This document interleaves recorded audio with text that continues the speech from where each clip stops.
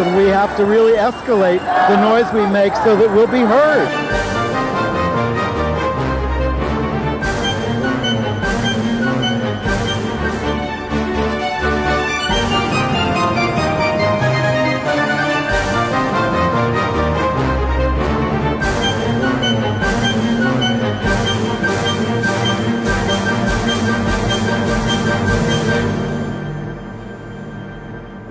Welcome to Gay USA. Happy June. I'm Andy Hum. I'm Ann Northrup, and before we begin, we have to congratulate Andy because he was honored last night here in New York at the New York City Council annual Pride celebration. There he is with 5 of the 6 out LGBT New York City Council members. He gave a wonderful speech. Thank you very much. Write to me at andyhum@AOL. I'll send it to you if you're really interested. But we have a lot of news this week. Okay. Thank you. Thank you for being there. Thank you. The Stonewall Inn is now on track for New York City landmark status almost 50 years after the rebellion. Our guest, and we're really excited to have him, is Tommy Lanigan-Schmidt, who will tell us what the bar was like in the late 1960s and about his participation in the rebellion. I'm impressed he can remember what it was like in the 1960s.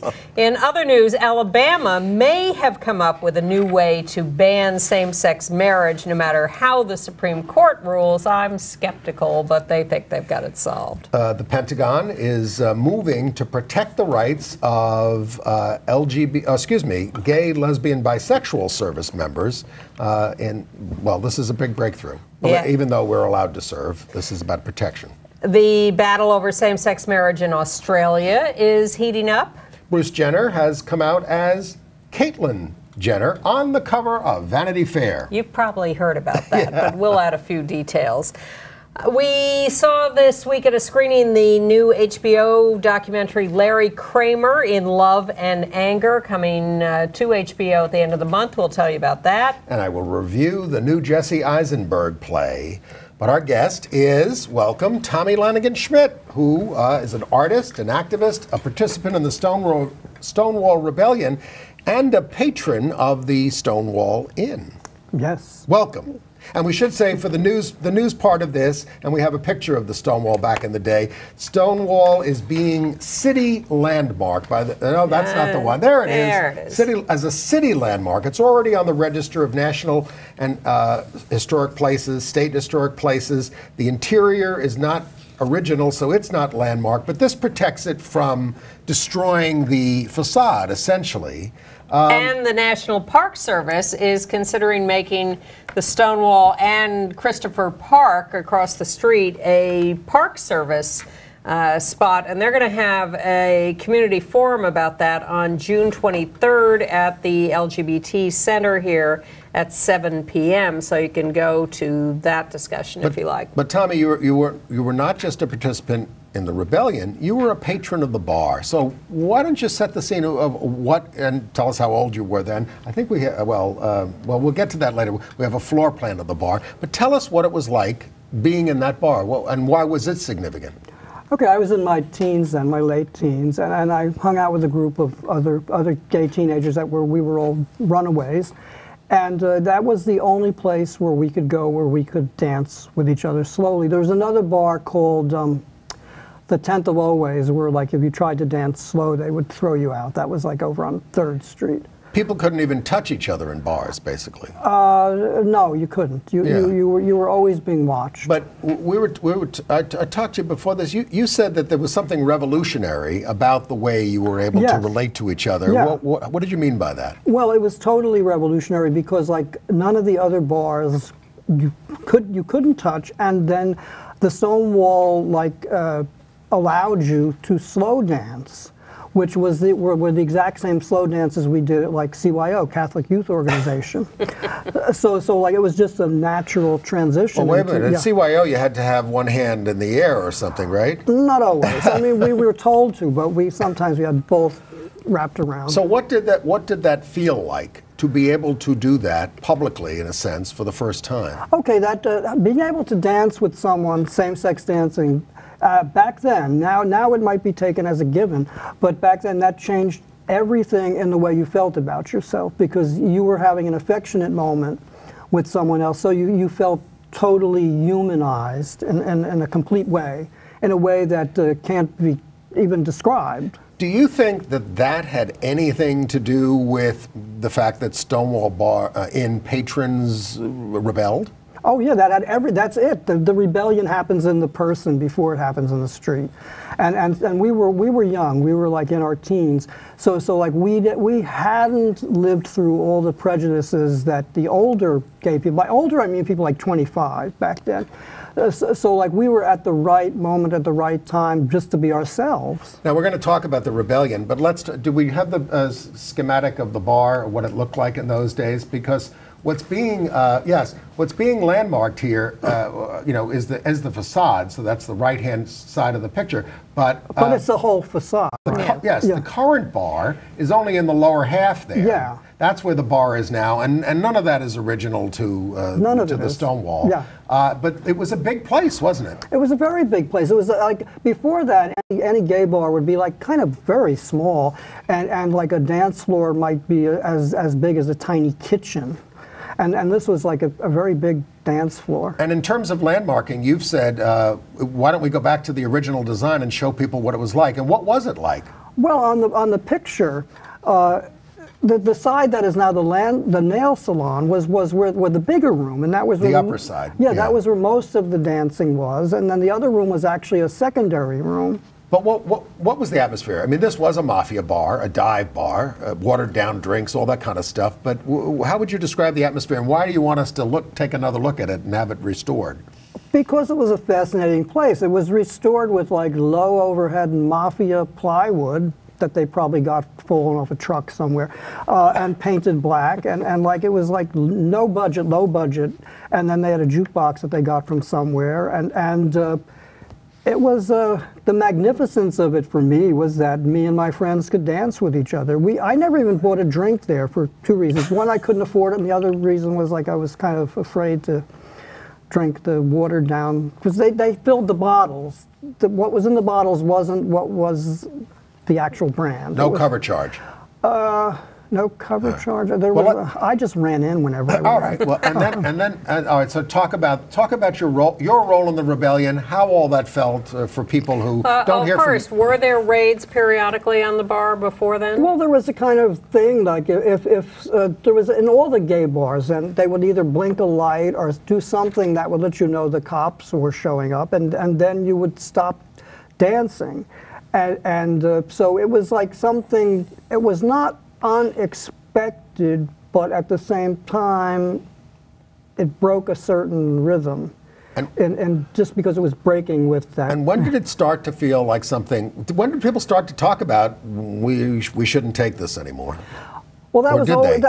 Okay. Among the street kids, which is what I was, we never took it. I mean, it was like we were runaways. So I mean, there were kids there whose mothers had thrown boiling water on them and scarred them from head to toe, just because they were gay. And it was a bunch of desperate teenagers who like knew they could get murdered. Anyone could kill us anytime outside. So in there, so you have to see it in the relationship to the way we had to live outside and the way we lived in there.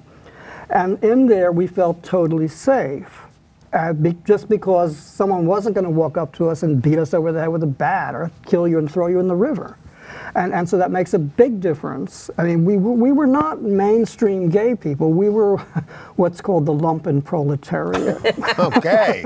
to use a heavy word. All right, so then June of 1969 rolls around, and what made what happened in those nights different from what had happened before? What made that night different from all other nights was that we were passing over into a new world, and we made it happen. And because we were angry, we were very angry, and it was an anger that was not reflected upon. It was an impulsive anger at not being able to dance. It was totally a body thing, a total body thing. So did you feel connected to some of the other social movements of the day where there was a lot of protest in the street, the war, race, women? Yeah, sure, because like in the street then, it was like, okay, there were everyone of the same age. There was the college kids, the kids that were good at organizing. They were not the street kids, but we all interacted. So there was this continual, like, very, very alive, very rich feeling of, like, just being gay and having it mean something. And none of the slogans had been formulated yet or anything, but it was a more kind of visceral, spiritual feeling of being together as a group. And we totally rejected just about anyone that was over like 23 years old, because it was like there was a cutoff point, like where the Mattachine people, we couldn't stand them. I mean, I get along with people back from them now. Like a pre-Stonewall group, mostly for discussion and a little bit of activism as well. Well, but we didn't even think about them having any meaningful existence because they were so conservative. I mean, they were like always telling us to kind of be quiet and shut up. Oh, okay. So take us to that first night. Were you there that first night? I was there. They generally when I would go, there was a guy at the door. It had like a little window they pulled open, and the guy was always on a power trip there. He would like not let you in, and you walked around, you came back. Like a speakeasy. It was in the 30s. A combination speakeasy, juke joint. It was all of those things combined. Every word you can think of to describe something kind of lawless and below the radar, the Stonewall was. It's a deeply romantic place. it needs the best movies made about it. It includes everything in its madness. So that night, it was like, I didn't get in, but when I came back after not getting in, that was when something was starting, and it kind of escalated pretty quickly. And like, what most people don't realize about riots is that most riots are a standoff. That you're facing the police and they're facing you, and not much is happening. And then suddenly something happens and everything goes crazy. And that particular night, more and more and more and more and more people kept showing up. So it kept getting this kind of volume of people being there that suddenly everyone was together. And because there were so many people there, people that normally would not be like doing anything were acting out and being angry. Like people that you might think are very respectable, nice people were screaming or yelling and throwing things. And have we shown the picture, the famous picture by, one of the famous pictures by Fred McDara of the group after Stonewall, which that's you there? Yeah, I'm the one in the stripes. I'm the skinny guy in the stripes. Oh, but the most important thing in that picture is to look at the queen with the purse, and to notice that this purse is the exact same size as a brick, because that's what's in there. I know, who is that? That is, her name was Chris, and people have told me I'm the only person probably that's still alive from there. So in a sense, I'm only speaking because like they're not here to do it. So. And you're not that old. 67 now, so I'm pretty old. No comment. Well, and it went on for several nights, so... It's impossible to say, because in my mind, it all kind of mushes together. So I only know how many nights it went on by what historians tell me. I mean, because I would just go back home, which was Lower East Side, like across town, and come back. So it all kind of mushes together into one big thing. And there'd been other rebellions in the past in the community in California and elsewhere where people had rebelled over some mistreatment. But this was the one that led to people organizing into the Gay Liberation Front and other organizations and really kind of, fomented everything. What did you do after Stonewall? After Stonewall, I pretty much stayed the same, except that the momentum of the organizations were happening, because I knew people like Marty Robinson and all these different people, because, okay, Marty was a carpenter, and so, like, the very fact that I was a street kid and I would know someone that had a good job like that, made a big difference. So all this coming together of these different people was like electrifying. But you didn't stay a street kid. No, you I didn't. became an artist, probably were at the time. I was an artist already then, but yes. But this whole world around the Stonewall had a lot to do with me being able to become an artist, because like that gay world, like it was a very centralized ghetto world where like I met curators and people through being there. Right, you said that everybody had to come to these clubs. Yes. People like Henry Geldzahler, who ended up being Commissioner of Cultural Affairs. Yes. They all went to these places. There were no elite places to go. Well, they actually, Henry loved going there, and his boyfriend Chris Scott went there, and Chris, learned the newest dances there, and so it had this like, it wasn't something you even thought about. People didn't say, oh, we're going there because it's fabulous. And it wasn't like some kind of like 80s or clubbish thing. It was something you went to because it was the only place. And then its realness was like just the fact that it was there, and the jukebox was so good. And you wrote Mother Stonewall. Yeah. Which is? Well, we have a picture of that. It's a short little, I think of it as kind of a sermon. It's actually based on sermons on the Stonewall. Yeah. Right. So you now have almost 50 years perspective on all this. Can you locate the importance of Stonewall in that 50-year span? Do you have any analysis or observations of where you think we are now, or? Well, from a distance, I mean, its importance doesn't surprise me at this point. Back then, I had no idea that all of that, you know, when you're living as a teenager, it's just life. Right. And so, you know, knowing someone like Marty Robinson or Henry Geldzahn, those are just people I knew. I didn't think, wow, I'm meeting this person or that person. Mm-hmm. But in retrospect, I look back and I think it's pretty awesome and amazing that a person, I could be a runaway and meet people that actually helped and that I didn't die. Yeah. But you've been teaching at the MFA program at the School of Visual Arts for almost a quarter of a century now. You had an exhibit at MoMA, PS1, which we have a picture of that as well that we can put up on the screen. There it is. Yeah, it's a nice picture. And anything you want to say particularly about your approach to art? Well, my approach to art is actually based on drag queens. It's based on the aesthetic of like something flickering that creates something attracting and attractive, but then will kind of like dissolve and yet maintain its position as art. I mean, it comes from the nighttime in the street and the world of street queens back then, and that world is still pretty much the same with its aesthetics. So like, it's that. It's a street queen aesthetic. And the world sort of is still the same and yet radically different, which is kind of astonishing. Well, it's, I think everyone, especially the fundamentalist Christians, should thank God every night that we exist because we make their lives very interesting. We're a big fundraiser for them. Well, we're glad that you were there. It's someone like you, and you were there at Stonewall because and still telling the stories. Terrific. And I just finally, I guess we should say, how do you feel about the landmarking? I think it should be landmarked, and that it should be like the Tenement Museum and have actors in there playing, dancing in there and everything. Having a regular night at the Stonewall with dance people being the street kids. It's like Williamsburg, right? Like Williamsburg, or Plymouth Plantation. Exactly, like these all-American places to go. That's a great idea. Exactly like Williamsburg. They're talking about bringing a museum to the city. And we could take some of the homeless kids now and give them a living. Fantastic. Are you listening to all this out there? Fabulous idea. Great idea. Thank you so much for being with us. Terrific. And come back anytime. Thank you. Happy Pride Month. You too. Yes. Okay. Bye-bye. Bye-bye. All right. Wow. And we have a couple of other history notes to talk about.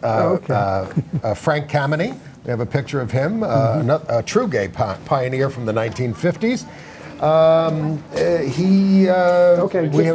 died in 2011 at the age of 86, but he's going to be inducted into the Labor Hall of Fame by the U.S. Department of Labor on June 23rd. Because he fought so hard to end workplace discrimination. He was fired by the federal government. He was an astronomer. And he sued, and he took it to the Supreme Court, and he lost, but he just was a relentless fighter. And got very chummy with President Obama. Yes. And so the Department of Labor, the federal government, is honoring him for his work.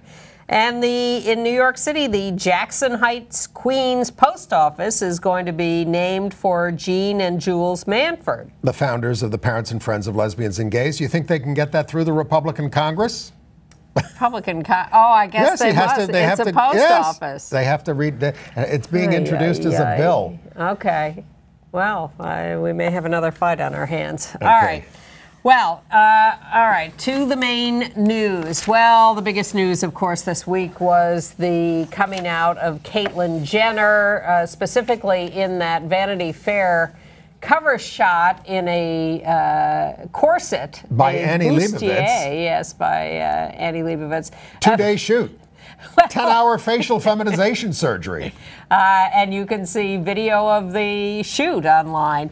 But the thing that keeps popping up is stories of people being shown the magazine and saying, oh, she's pretty. Why are you showing me this? And everybody goes, it's Bruce Jenner. Now Caitlyn Jenner. Now Caitlyn Jenner. And she said if she had kept her secret, she would have blown up her life. Well, what she said is that Bruce lived a life of having secrets and having to conceal things, and Caitlyn doesn't have any secrets. I'm free. It's a story by Buzz Bissington, who wrote Friday Night Lights. He did the Vanity Fair interview. He's a little off base, but it's okay.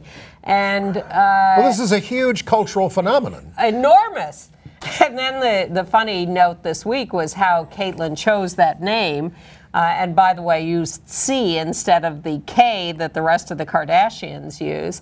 Was that on purpose, especially since she wants to be known as Kate. The title of the E series coming up in July is, I Am Kate, C-A-I-T.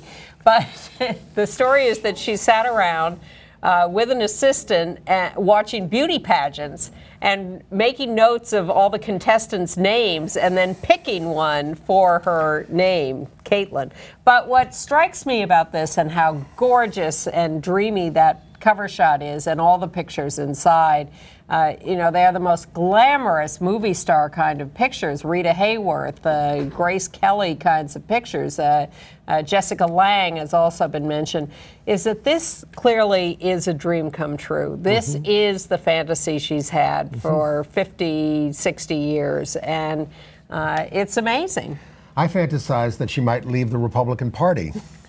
I fantasize that she might go to Albany, New York, and talk to Republican state senators about passing the Gender Identity and Expression Non-Discrimination Act. All her fellow Republican senators who are blocking it. Was passed by the Assembly. All right. Somebody else who may want to change his name is Denny Hastert. This was the former Speaker of the House of Representatives and caught up in a scandal because he was paying millions of dollars to someone he allegedly molested when he was a high school wrestling coach. He had a very anti-gay record in the Congress. Zero rating from HRC. Voted for the Federal Marriage Amendment in 2004. Evangelical Christian. He got caught because, you know, you can't just keep taking money out of the bank and not accounting for it. You know, you do all things like gift tax on things when you start giving it away. Well, you're not allowed to take more than $10,000 or more out of the bank without the bank reporting it to the federal government. And he was taking larger sums out at first in cash, and then someone tipped him to the fact that those withdrawals were being reported, and so he started taking under $10,000 out, but the FBI came to talk to him because they figured maybe he's being blackmailed, and he lied to them. I don't trust the banking system. Yes, I'm putting it all in the mattress. Well, we're laughing. And if he weren't such a bad guy, I'd say it's very sad. Yeah. But it is it is pretty terrible. I mean, Wheaton College has already taken their name off one of the buildings named for him. Yeah. Well, Wheaton College is a very right-wing Christian college. It's one of the They don't forgive him? top. They don't forgive any of their LGBT students. They've been very anti-gay. There's a friend of mine who went there, made a movie about it, a documentary. They are in the elite of the anti-gay Christian colleges. No. Denny Hastert, there had been some rumors about him over the years. For instance, it was pointed out that he was living with his chief of staff for years on Capitol Hill, and that the chief of staff had years ago, when Denny was the Speaker of the House, had been told about Mark Foley by his chief of staff. And they basically did nothing about it at first. And the sense is that now that perhaps that was because they were afraid of Denny being outed. So it gets very complicated. I saw him pop out of a car in New York once and grabbed his hand and said, "Welcome to New York, Mr. Speaker." And he said, "Oh, thank you." I said, "What are you going to do something about gay rights down there?" And he just Evidently, you missed the Ran big away. question. But my favorite moment in the coverage, CBS Evening News does the story, and they have a soundbite from Senator Mark Kirk of Illinois, another closet case, oh my God. not identified as such on the CBS News, who said, I was shocked. Yeah, I'll bet you were that he got caught. Right. All right. Shall we move on? Yes, I think that's all we have on Denny. Anyway, so there was also a moment when he was on C-SPAN when some caller called in and identified himself as Bruce and said, hi, Denny, I'm from Yorkville, Illinois, and hung up. Yep, that was the high school. Yeah. All right. Anyway. We mourn the death of Beau Biden, 46, the former Attorney yes. General of Delaware. From our perspective, a staunch supporter of LGBT rights. He was working with Equality Delaware to win the marriage rights there in 2013. A great loss. Also worked on transgender rights very hard. So, yeah, very, very sad story and a big loss. Good news from the Pentagon. You know, we got rid of the Don't Ask, Don't Tell policy, but now they're set to update the military equal opportunity policy to include sexual orientation, as it does race, color, religion, age, physical or mental disability, which I was sort of surprised to see, also protected, sex, and national origin. So as of now, service members have no recourse for sexual orientation discrimination outside of the chain of command, and it would add sexual orientation to areas where the department seeks a culture of inclusion. But not gender identity, because Well, even though the Pentagon has civilian workers who are transgender or transsexual, they do not want to be held to account for not allowing transgender service members who are. So they will not institute a gender identity non-discrimination policy yet. We've told you about the controversy about the New York club owners, who Ian Reisner and Maddie Wiederpass, who had an event for Ted Cruz that they said was not a fundraiser. Well, the New York Times uncovered the fact that Ian made the maximum donation to Ted Cruz, then clawed it back. So he lied about it, and I think even his staunchest supporters have abandoned him, and we are boycotting their properties on Fire Island and in New York. His donation was a few days after the dinner for Ted Cruz. He says now that he gave him the $2,700 for his support of Israel after claiming he But made took it no back gun- because he doesn't support marriage equality. How could you not know that? Well, he didn't want the donation to be misconstrued as support for an anti-marriage equality. Please, those are all lies. Now, meanwhile, Ian and Maddie have been sued by 4 former employees of their restaurants in the nightclub in the Out Hotel. The ex-employees claim that they were discriminated against for their sexual orientation, amazingly, and that they were also deprived of overtime pay they were owed, and that tips were not distributed fairly. These are what we call bad actors. Speaking of which, the preposterous Senator Lindsey Graham has officially announced his candidacy for President of the United States. Is this an advance when someone who is closeted can run for president? No. Or just an indication of how delusional he is? Hubris. Speaking of South Carolina, the parents of an intersexed child there are suing because the hospital removed the child's penis before he turned 2. He was born with female and male organs, and the parents said it was unnecessary. Yeah, the hospital just did it on their own, so they're being sued for malpractice. He's now 10 years old and identifies as a boy, but his penis has been removed. We had told you about a murder back in, actually it was 2013 in Virginia, at Virginia Tech. Jessica Ewing, 24, killed her date, Samantha Shrestha, 21, when the date went wrong. And Shrestha said that she was just experimenting with her. So she was murdered. And so Jessica's been sentenced to 85 years in prison and must serve 45. And a trans woman in New York was pushed onto the subway tracks by a man who was probably disturbed. but it's being investigated as a possible hate crime. We don't have full details on that yet. She was rescued. Yes. She's okay. She was pulled off the tracks. And in the West Virginia case, where a football player at Marshall University attacked two gay men on April 5th who were kissing each other, he has been indicted and charged with 2 felony counts of violating civil rights and 2 counts of battery. And they've also charged him with a hate crime, even though sexual orientation is not on the West Virginia hate crimes law, based on sex discrimination in the act. Well, maybe that'll come in handy in Alabama, where a House committee has killed a proposed sexual orientation and gender identity non-discrimination law.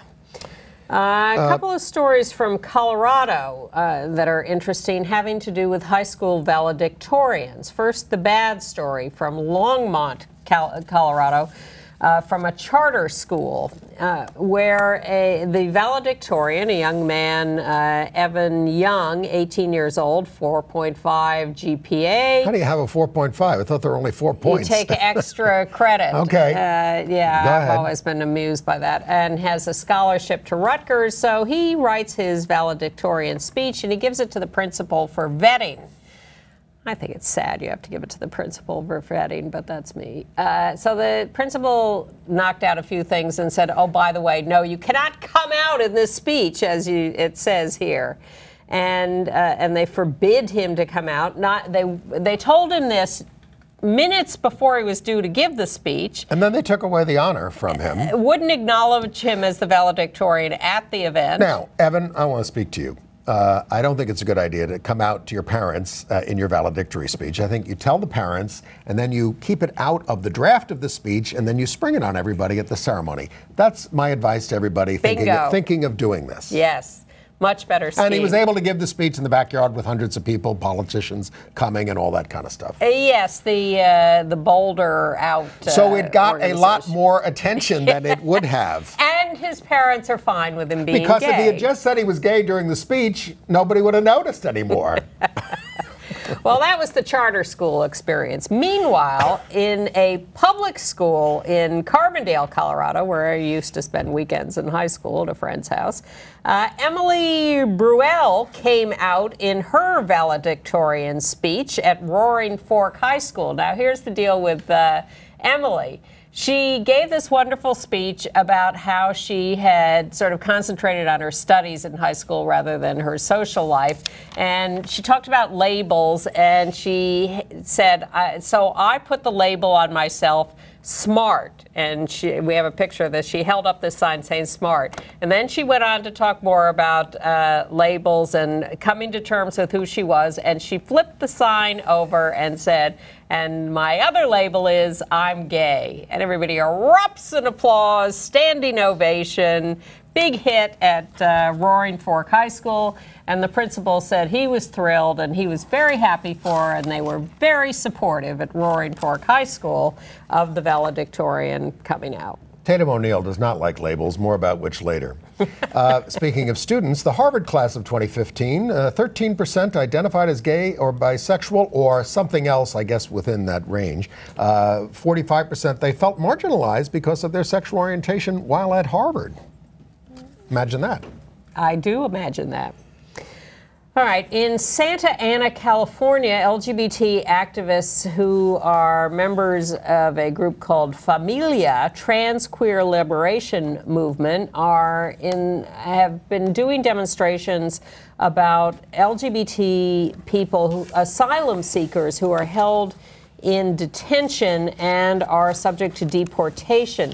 In Santa Ana, it's the only LGBT-specific detention facility. And what strikes me about this picture is you see the trans flag, which is this blue and pink and white. Yes. And if you look at the facility behind it, the bands of the facility almost look like they're kind of blue and pink and white. I don't know. But they got themselves arrested, and this is an ongoing campaign. And LGBT detainees, asylum seekers, are subject to very high rates of sexual assault and overly confined to solitary just for being who they are in these deportation centers. These deportation centers, the detention facilities, are just unbelievably medieval. Almost our entire prison system is. And a lot of them are privatized. And yes, that's why there's so many of them. And that's why the treatment is even worse. This is on us, Americans. We're allowing this to happen. Yes, exactly. Right. Well, at Seton Hall University, we told you that they fired the Catholic campus minister, Reverend Warren Hall, because he stood up for gay rights. Well, this week he acknowledged that he is gay. That didn't come out in the original story. Exactly. And they're not happy about that either. As well, they say, as long as he's celibate.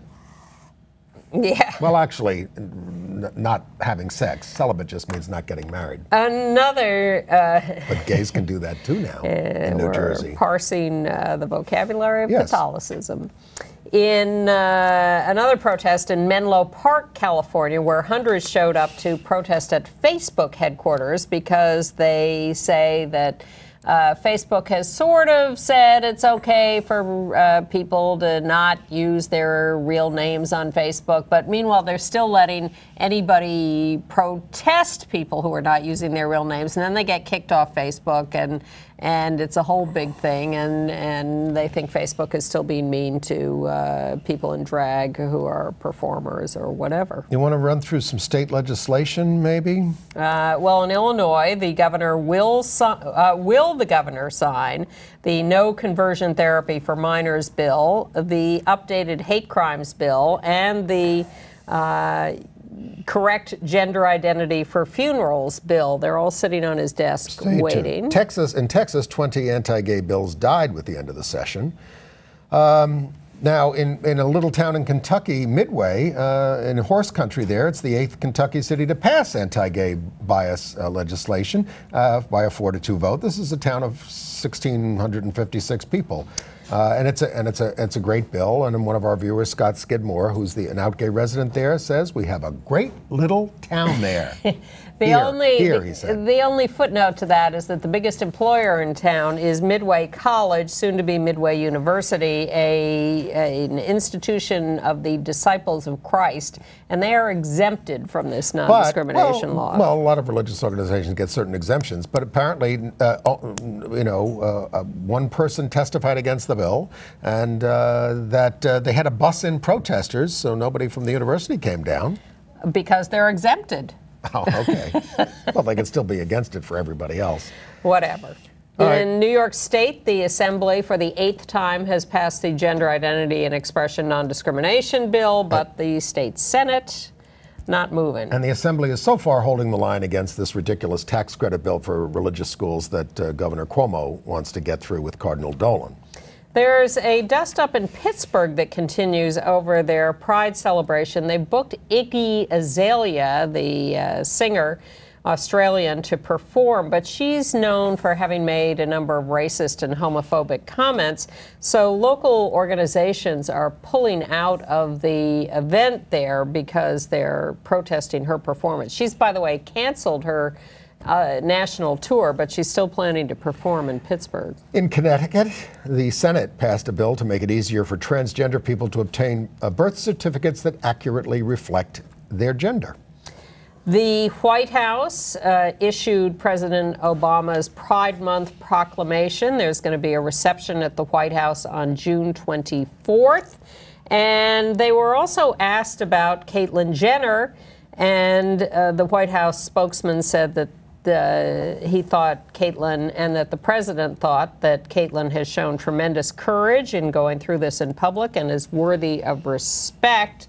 And there was one other thing I wanted to say about Caitlyn. Oh, she broke Obama's record in the most Twitter followers, the fastest. And also, she is the subject of some controversy because ESPN has announced that she's going to get the Arthur Ashe Courage Award at the ESPYs. And people are now saying, well, what about that guy on Dancing with the Stars with one arm? And what about the woman who died, who raised a lot of money for something? So there is some backlash against Caitlyn. All right, so some marriage news in the States?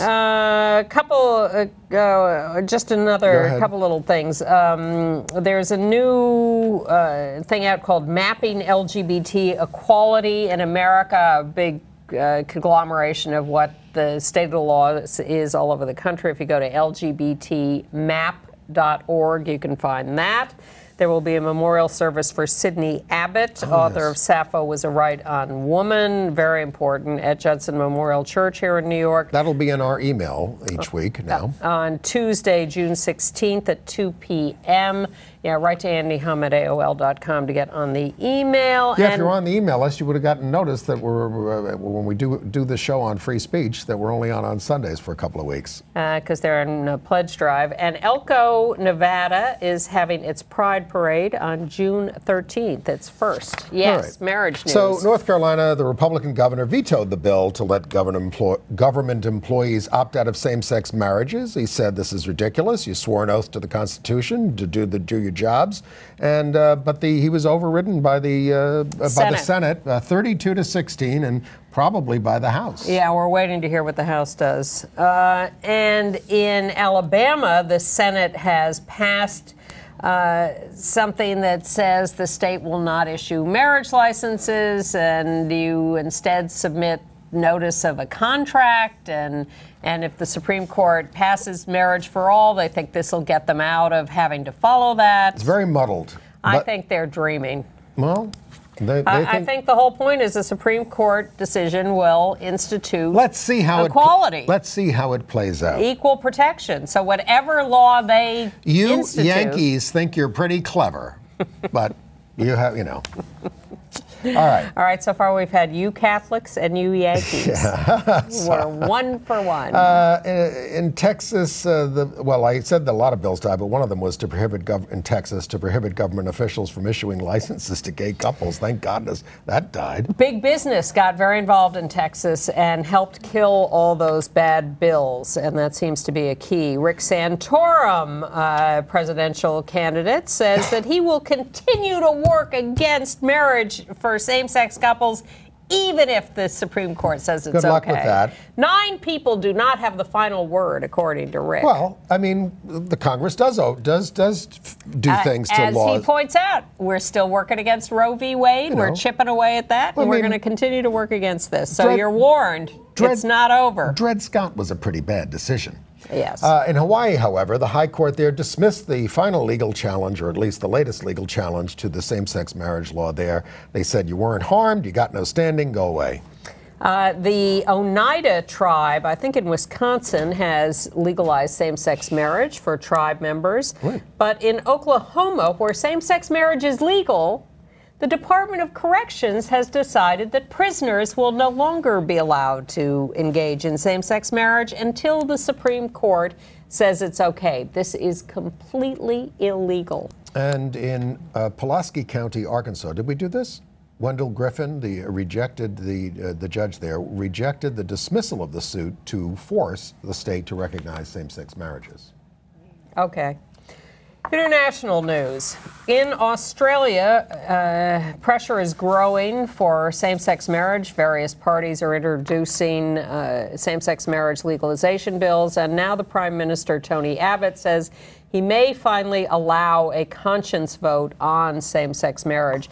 50 corporations there took out a full-page newspaper ad to support same-sex marriage. But the Catholic Archbishop developed a glossy brochure that was given to every Catholic school kid in the country to take home to mommy and daddy to work together to write letters to the legislators and ask them to stop same-sex marriage. That, to me, is child abuse. How do you think gay kids feel about that? How do you think their parents feel? How do you think anybody who loves a gay person feels? He doesn't care because we are sinful and this is sinful, and he doesn't think we should care that he's doing this. He's doing the right thing. Okay. Thousands, however, turned out in Sydney, Australia for a big marriage equality rally.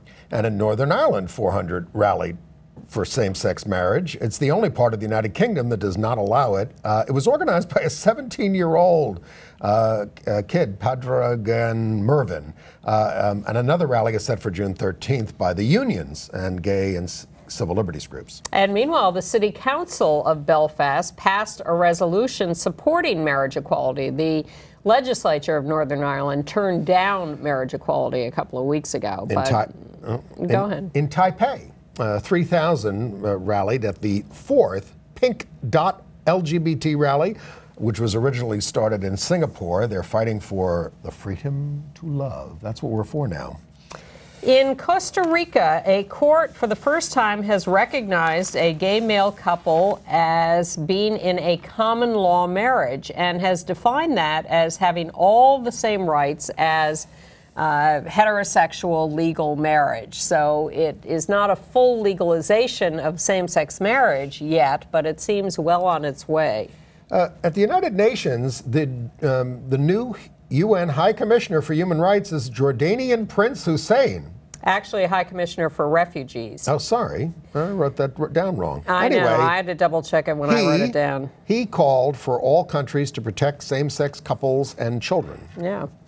And lawyers in Andorra, the tiny European country, are promoting a public vote to change civil unions to marriage. Everybody's getting excited by what happened in the Republic of Ireland. And so even though everyone acknowledges that a public vote on human rights is not necessarily anyone's first choice, now they think we can win all this, so let's go ahead and do it. Right. So so now even Andorra is talking about doing that. Thank you, Ireland.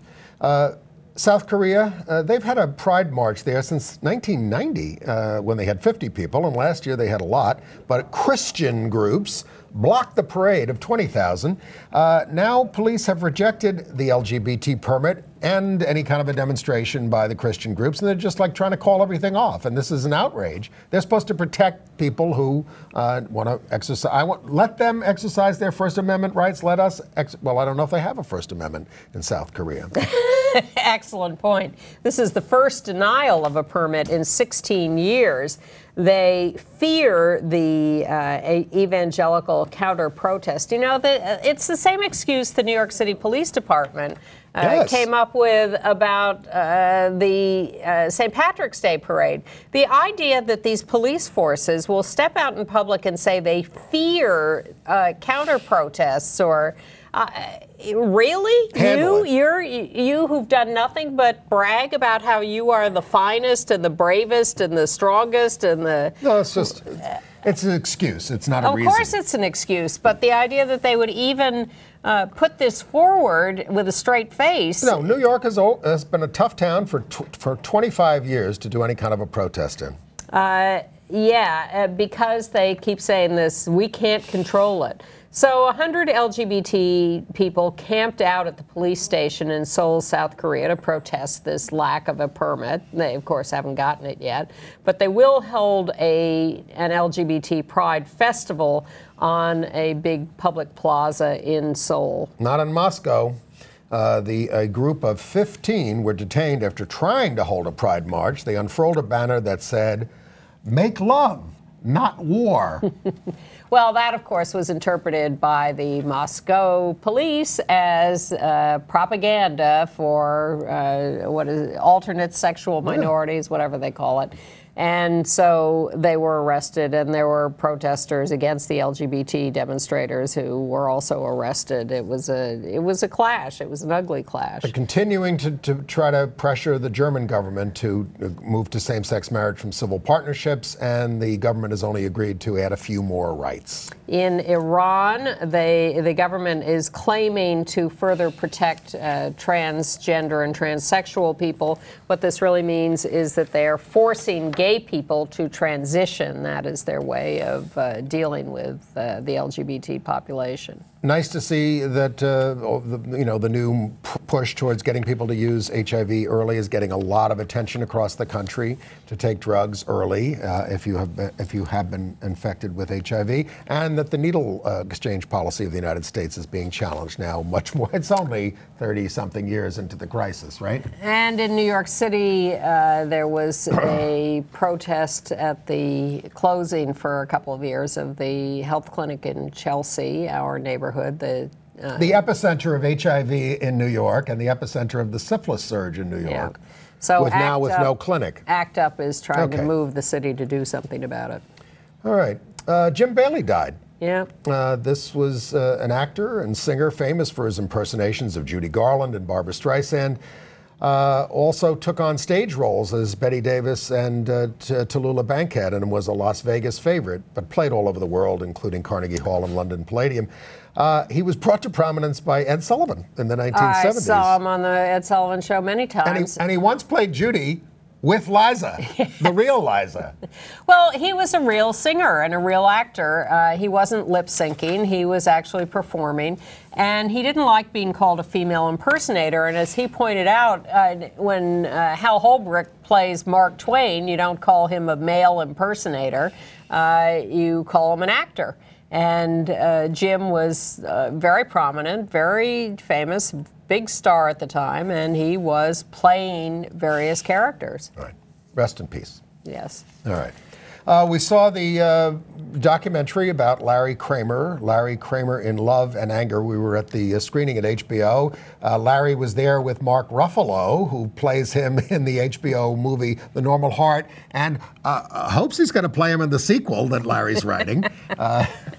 Larry's writing the second part of his book, that the first volume of which was 800 pages. He's doing a lot of writing. And this is as he's about to celebrate his 80th birthday. They had a cake for him because at the end of the month he is having an 80th birthday. God, is he a survivor. Yeah, it's Sheila Nevins on the right who runs all the documentary I found the programming documentary. for HBO. It bows on June 29th on HBO. I found it very affecting. I know it's not the whole story of AIDS or ACT UP or any of that stuff. Not meant to be. But a lot of it is in there, and it's made by Giancarlo Musto rather than some Hollywood type. Giancarlo Musto is a longtime lesbian filmmaker, ACT UP activist, and it's amazing that she got HBO to let her make this documentary about Larry and that they're going to air it. Well, you've heard of Sheila Nevins, who heads the documentary unit over there, and she has fallen in love with Larry.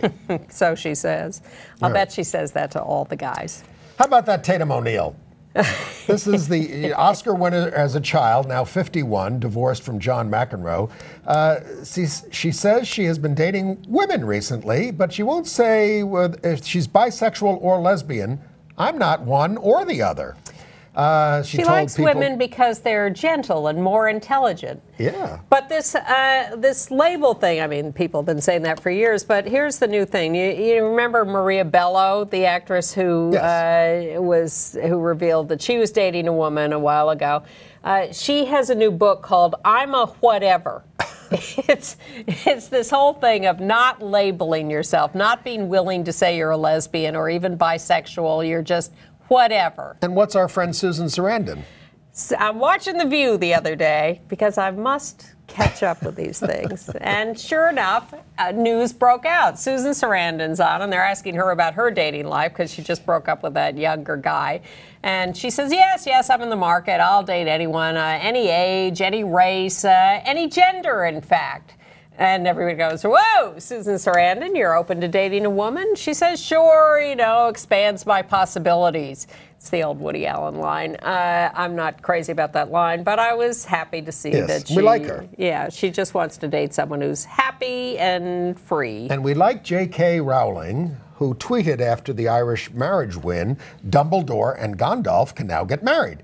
And the Westboro Baptist Church said that they would picket, and Rowling tweeted, the sheer awesomeness of such a union in such a place would blow your tiny, bigoted minds out of your thick, sloping skulls. They don't mince words over there.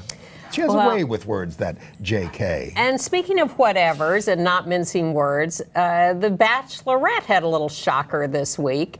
This is a woman who's being courted by dozens of men. Well, two of the men purport to have fallen in love on The Bachelorette. Oh, yes. This is something people have joked about for years. But in fact, there were these two guys sitting there and saying, I think I'm attracted to you. And no one can really figure out whether it's a joke or it's real or whatever, but it's certainly something new for The Bachelorette at ABC. So now people are talking more openly about, there really should be a same-sex season of The Bachelor or The Bachelorette. I saw something old and something new this week. I caught up with Skylight, the David Hare play. I don't have a picture of this, but it's Bill Nye and Carey Mulligan, and I really wanted to see it, and they didn't give me a press ticket, so I paid $60 and sat in the back row, and it's a great play. And now it's deductible. And it's a very good night at the theater. That's all I'll say about that. It's not playing much longer, is it? No. But off-Broadway, what a cast in The Spoils by Jesse Eisenberg. Starring Jesse Eisenberg, and we have a picture of him with the whole cast. 2.5 hours of Jesse Eisenberg being crazy and obnoxious. Well, he's the one who played Mark Zuckerberg. Yes. Sorry, in The Social Network, but it's sort of Mark Zuckerberg without the success. That's the character. Oh boy! So why the nice people around him, especially Kunal Nayyar, who's from The Big Bang Theory, as his roommate, put up with him is a mystery. But it's all very well acted and sometimes quite funny. It's just a lot of cringe-worthy craziness. The Spoils by Jesse Eisenberg. Well, I just want to congratulate you again on your honor from the New York City Council, the LGBT caucus, and at their annual Pride celebration. So I used my 2 minutes to give a speech to try to lobby 4 members of the caucus who are supporting this bill to do a big giveaway to the anti-gay religious schools. Yeah. I didn't get any comments from them that I made any headway on that. Well, I was proud of you, and you were you. very strong in your speech. Thank you were you. very forthright, as Thank you. opposed to Imagine people that. who get up there and are more mealy-mouthed and don't have much of interest or importance to say. You did make use of your time, and that was a good thing. And we make good use of our time on this show, I think, every week. Also, the ceremony was hosted by George Takei, Yes. who had to correct the pronunciation of his name by the City Council Speaker, Melissa Mark Viverito. Yes. Because people do call him Takai, but it's really Takei. Right. And she's a great advocate, and he's a great advocate, and a good time was had by all. So it is June. It is Pride Month. Look, Queen's Pride is this weekend, isn't it? It is. Yes. So Sunday. you might want to go to that At noon. in Jackson Heights, Queens. Wonderful. And others coming up on subsequent weekends. Brooklyn has an evening Pride. There are prides all over the place. What's the website that we use for this? Seasons of Pride. Seasonsofpride.com. Seasonsofpride.com. You can find one in your area, and you can have a great time. But thanks for all the work you're doing out there, folks. We'll see you next week. Put us out of business.